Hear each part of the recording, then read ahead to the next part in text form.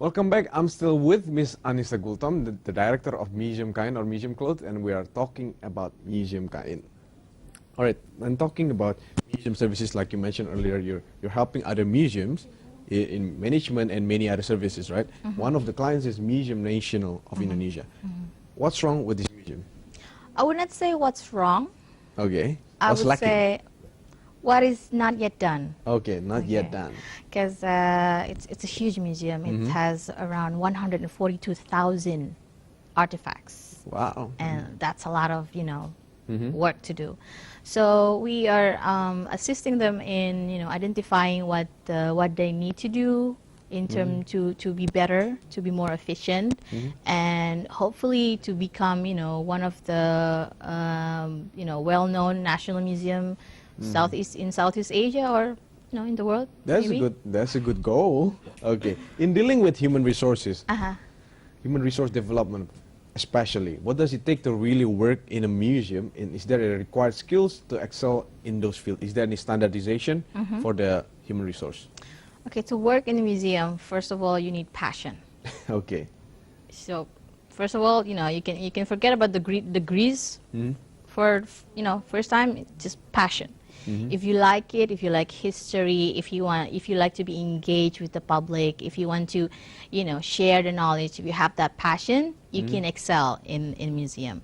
Then you can choose. You can either get a degree in collection management, curatorship, or maybe museum education program. There's different. In general, there's museum education, museum exhibition, and well, mine is a little different. It's museum communication.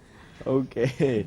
Coming from an archaeologist background, of course, Ms. Nissa, what is, if you have to put in words, what is the right concept of a successful modern museum? A successful modern museum is a museum that can understand how to engage with their public. What the public wants, what the public needs, how to talk to them without trying to intimidate them. Don't put the book on the wall anymore. Just speak to them. Because it's supposed to be a public space, where human interacts, either with the collection, with between visitors, or with the museum people. Okay, should there be actually a guided tours in the museum, as we see in many overseas museums? They have guided tours by local tour guide. Or It would depends, because there are people who likes to be guided. Like from our storytellers, there are people who likes to spend 2 to 3 hours talking to our storytellers and asking one by one. But there are people who just want to explore, to discover. So that's why we have this kind of unique method of exhibit. So we are giving space to people who just want to explore by themselves. I just want to see 2 pieces. Maybe I'll come back later to see another, 4 pieces. Okay, so it's again coming back to the people themselves, right? Okay, since museum is all about education and also knowing history, is there any support from the government to our museums in general? Since 2010, there is actually a program from the Ministry of Culture and Education. We used to have a Directorate of Museums, and they had this yearly budget to revitalize the museum. But so far, like I mentioned earlier, the revitalization is still mostly on the physical aspects, because for museum, it's not just having AC or good ventilation, but it's different. The preservation to keep all these artifacts still intact, it needs a lot of effort in the physical aspect. Okay, if you have to name the challenges, I'll share major challenges in museums in Indonesia. What are those? Open-mindedness. That's the biggest challenge, because sometimes when people work too long on the other side, what I mean in the other side, like inside the museum and not in the public space, sometimes they're not quite open-minded on what the public want, what the public need, and it doesn't have, we don't have to always talk like we were talking to professors, you know, in museums, you know. Professor is only like a fraction of 250 million of Indonesia. So I think the biggest challenge is the open mind is on engaging to every part of the society. Open-mindedness, that's nice. All right, talking about educational program now.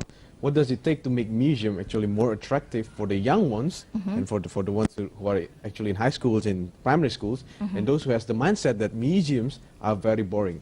Should there be a synergy between educational program, maybe education institute, and as well as museum and as well as government? Definitely, a must. Like in the United States, in the museum education training program, we have to understand like the curricula of the school. So we have to study, like if we want to invite kids from 4th grade, so we have to understand what do they learn, not only in the history subject, but also in geography, in math, in, you know, social sciences, or, you know, whatever. So we can present something that would remind them on what they are learning at school. Okay. What really comes to mind when you say about Museum Kain, I think how to collect your art pieces, which is dated centuries, maybe years ago. I mean, it's very hard to collect them, right? Well, And find them, of course. well, there are ways to Such find as? them. Well, the collection in Museum Kain is a private collection of Ibu Obin and Okay, private collection. her late husband, Roni Siswandi, and also his brother. Which is more than Yusuf. 600 pieces. Yes, so it's like a combined, like a private collection of this 3 to 4 family members, and there are even like a few pieces that are coming from the grandmother of the grandmother. So it's like already 6th generation in the family. Okay, so that's a unusual method again. Okay, thank you, Miss Nissa, for coming to our studio and share with us about Museum Kain and Museum Thank of you. Clothes. Thank you. That was Miss Annissa Gultom, the director of Museum Kain, talking about Museum Kain again. And up next, we still have some more news and business updates. Stay with Revenues in